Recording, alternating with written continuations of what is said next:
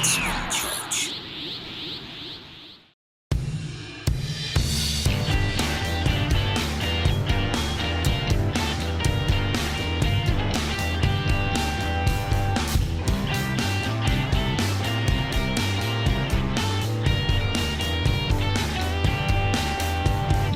up, guys? It's Alex from MacCharge. Welcome back to the channel. If you are new here, welcome.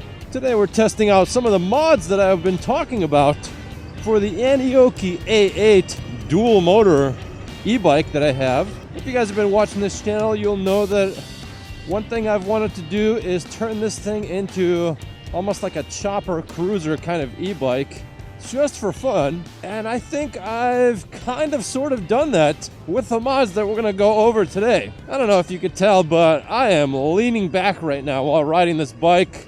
My arms are fully extended.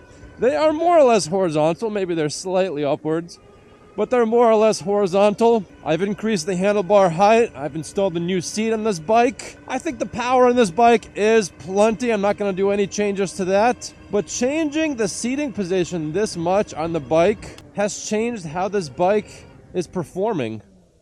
Look at this judgmental snowman over here. Don't look at me. I still like this bike a lot. Look at this. Throttle only. We're hitting pretty much 40 miles an hour right now. Tons of torque. But the geometry is definitely different. The seating position, the feeling of this bike is very different now with the mods that I've done. Let's pull over quickly and take a look. So as you could tell, this seat now has a backrest, okay? It is very, very ugly. I'm not going to lie, this is kind of a dumb-looking e-bike now with the backrest. I think it looks kind of dumb, but backrest gives you a lot of comfort. The one thing I'll have to do is figure out a way to stop this thing from sliding down, because it keeps sliding down. That's an easy fix. You can just put something down here to stop it from going down. But I'm going to tell you guys, leaning back while riding an e-bike, it is a very nice feeling. And the backrest will allow for it. Unfortunately, it is not a pretty looking e-bike. It looks like a geriatrics e-bike now with the seat, but it is comfy.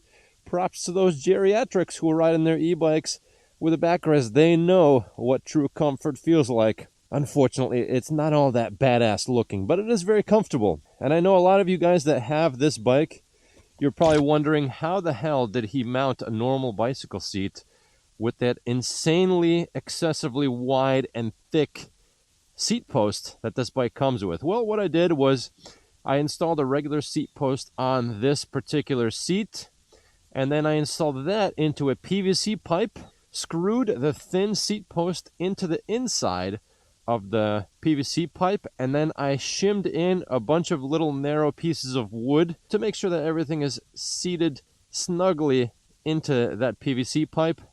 And then from there, I just threw a bunch of duct tape around the sides to kind of widen it enough so that it'll be mostly sturdy in this bike. It's not 100% sturdy. One might call this a temporary mount, but I've been riding around for a bit right now, and so far, so good. As you can tell, there's a little bit of play in there. Oh, and by the way, forget about lifting the seat height. It's not going to go up at all. This is just a cheap solution for mounting a regular bicycle seat on this bike. If you don't intend to lift it at all, if you don't intend to raise the seat up at all, and honestly, I think that's fine, because the seat height already on this bike is on the moderate side. It's not low, it's not too high, but it's on the medium side. Right now, walking up to this bike, it's pretty much at my hip bone right now. So that's pretty tall, so I wouldn't want to raise the seat up anyway. Number two, now that we have this backrest in the way and the way that the seat is oriented, it's not really all that comfortable to pedal this bike. Although, why would you want to pedal it anyway? Because we've got the dual motor, folks. We've got a ton of power, 3,500 watts, 2 motors.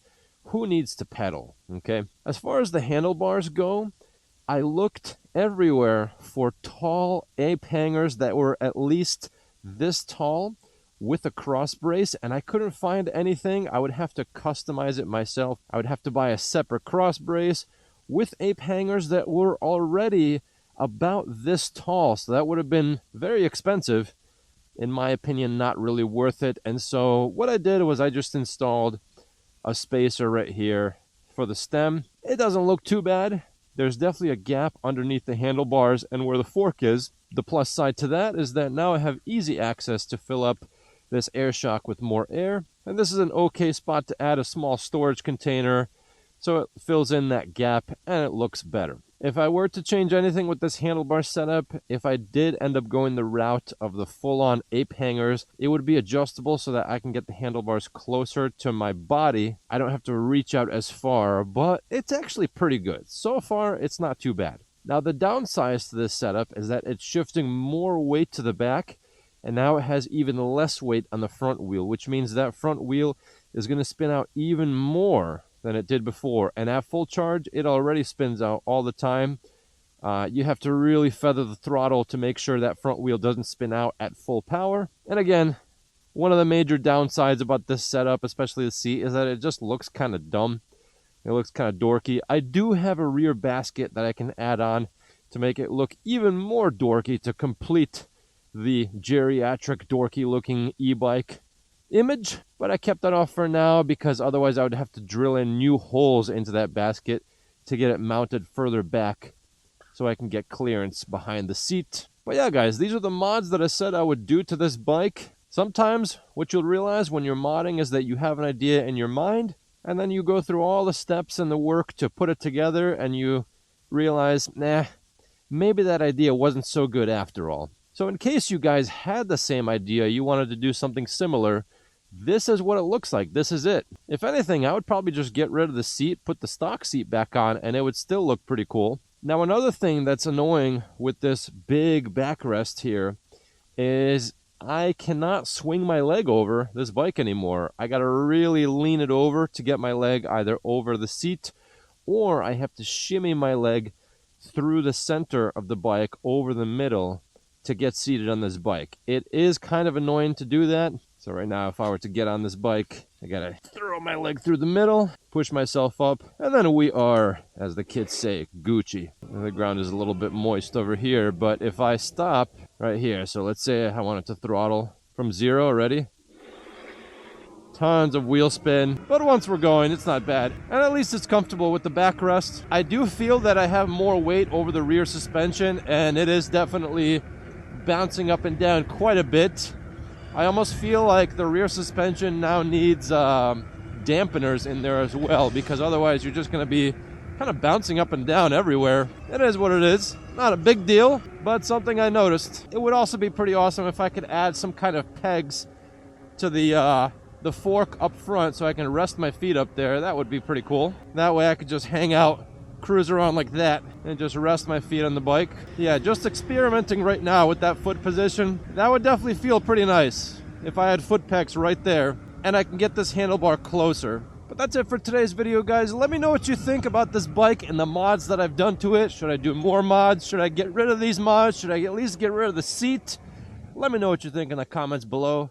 I will leave links to everything I used in this mod. In case you want to do this yourself, you can go ahead and check out those parts, buy them, and install them the same way I did. You are going to have to do a little bit of DIYing for that seat post, though. And that seat post is not all that sturdy anyway. I know a lot of people, they weld on certain parts to the stock parts. I didn't want to change any of the stock components on the seat yet, in case I want to go back to the original seat. But that's it for today's video, folks. Like the video if you like it, and if I've earned your subscription, please feel free to subscribe to the channel. It would help out a lot.